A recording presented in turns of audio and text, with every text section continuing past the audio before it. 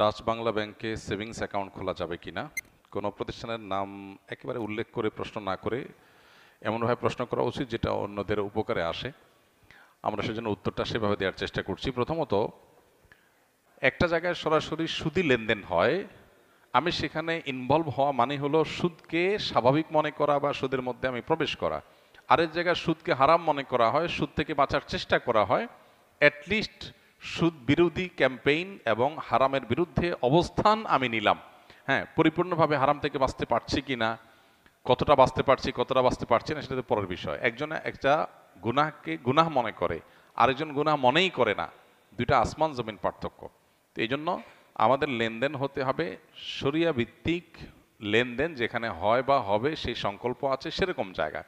তা না হলে আমরা সুদকে মেনে নেওয়া বা সুদের সাথে ইউজ টু হয়ে যাওয়া বা সুদকে স্বাভাবিক মনে করা বা সুদকে যারা প্রতিষ্ঠা প্রচার করতে চায় বা সুদের উপরে যে আজকের বিশ্ব অর্থনীতি দাঁড়িয়ে আছে এটার টুল হিসাবে যারা ব্যবহৃত হচ্ছে, আমি তাদের তাদের সহযোগী অথবা তাদের কাজটাকে সহজ করার জন্য আমি ব্যবহৃত হচ্ছি, ব্যাপারটা এরকম হয়ে যায়। এই জন্য একজন ইমানদার কোন অবস্থাতেই এমন কোনো ব্যাংকে লেনদেন করবেন না বা টাকা রাখবেন না যে ব্যাংক তার টাকা দিয়ে সুদী ব্যবস্থাকে আরো শক্তিশালী করবে, অর্থাৎ তারা ইসলামী ব্যাংকিং বা ইসলামী অর্থনীতিতে বিশ্বাস করে না।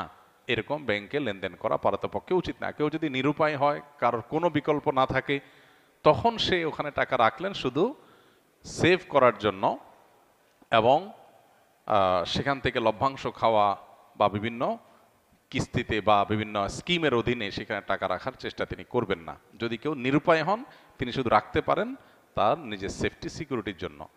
আর যেহেতু আমাদের দেশে উপায় আছে, বহুবিধ উপায় আছে, আমাদের জন্য কোন অবস্থাতেই জায়েজ হবে না ইসলামী ব্যাংকিংকে এক পাশে রেখে সম্পূর্ণ সুদী ব্যাংকিংয়ের মধ্যে প্রবেশ করা বা সুদী ব্যাংকিংয়ের সিস্টেমের মধ্যে থেকে নিজে লেনদেন করা, সেখানে টাকা রাখা বা সেই সিস্টেমটাকে স্ট্রং করা, এটা আমাদের জন্য জায়েজ হবে না।